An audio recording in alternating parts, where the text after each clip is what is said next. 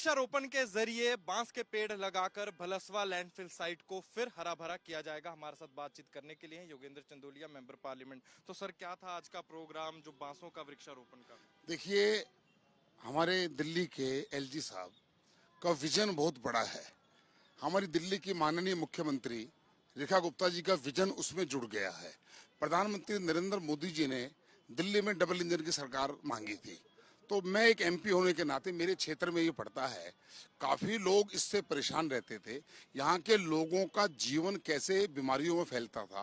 Pollution, पर्यावरण के लिए अगर पेड़ लगाने का, और बम्बू का पेड़ जो यहाँ बताया गया है कि 30% ऑक्सीजन देता है, कम पानी कंज्यूम करता है, और ये पेड़ इतनी तेजी से बढ़ेगा। जो लोग हरियाणा, पंजाब इस जीटी करनाल रोड से जाते हैं, उनको जब पेड़ नजर आएंगे और ये पहाड़ खत्म नजर आएंगे, तो ये लगता है कि नरेंद्र मोदी जी का जो सपना है विकसित भारत का, तो दिल्ली भी विकसित तभी मानी जाएगी। लेकिन हमें दिल्ली विकसित 2047 तक नहीं, दिल्ली विकसित हम करेंगे 2030 तक। 2025 में विधानसभा में हम जीते हैं, 5 साल के अंदर ये पहाड़ तो लगभग 31 मार्च तक, 1 अप्रैल को मैंने कहा है एलजी साहब को दोबारा विजिट करेंगे। ये जितनी ट्रोबल मशीन चल रही हैं, और इसमें नगर निगम की पहाड़ हट रहे हैं, लेकिन इनकम भी हो रही है।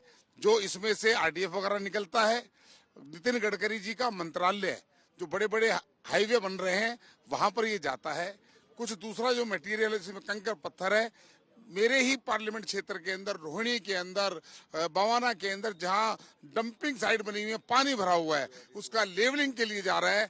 UR2 के अंदर यहाँ का बहुत मटेरियल गया है। मैं मानता हूँ ये प्रोसेस जो शुरू किया है एलजी साहब ने, और दिल्ली की सरकार ने इसको टेक ओवर कर लिया है।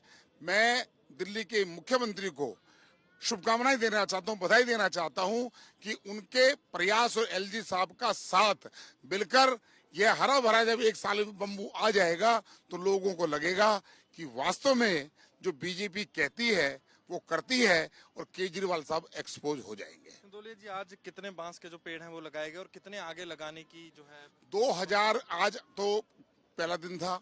हमारे एलजी साहब ने लगाया, सीएम मैडम ने लगाया, हमारे मंत्री जी ने लगाया, सिरसा साहब ने, मैंने लगाया, हमारे विधायक महोदय ने लगाया, ठीक है जी, दीपक जी ने। अब ये 2000 बम्बू डिपार्टमेंट लगाएगा।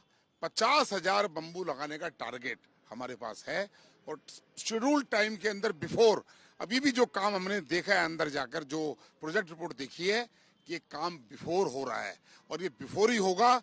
और ये समतल जब हो जाएगा, तब हम कहेंगे कि मुझे भी, मेरा भी सौभाग्य है कि मैं जब ऐसे क्षेत्र का सांसद, जो लोग श्रद्धानंद कॉलोनी रहते हैं, जो इधर हमारा शाहबाद डेयरी है, स्वरूप नगर है, भलसवा डेयरी है, इन लोगों को इनके रिश्ते मिलना मुश्किल होते थे, लोग रिश्तेदार आना नहीं चाहते थे।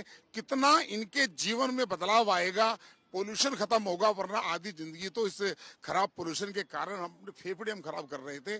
केवल 3 साल इंतजार करना पड़ेगा, हम सब स्वस्थ हो जाएंगे, दिल्ली स्वस्थ हो जाएगी। चंदोलिया जी, पहले ऐसा प्रयास क्यों नहीं किया गया? अभी क्यों ऐसा प्रयास हुआ? देखिए, ऐसा है, सरकार की एक प्रायोरिटी होती है। 93 से 98 में भारतीय जनता पार्टी की सरकार थी। दिल्ली की जनता ने भारतीय जनता पार्टी को मौका नहीं दिया, 27 साल मौका दिया। जिनको मौका दिया, जो काम उन्होंने करने थे वो उन्होंने किए नहीं, जो काम उनको नहीं करने थे वो उन्होंने किया। हमारी प्रायोरिटी ये है कि कूड़े का पहाड़ हटे।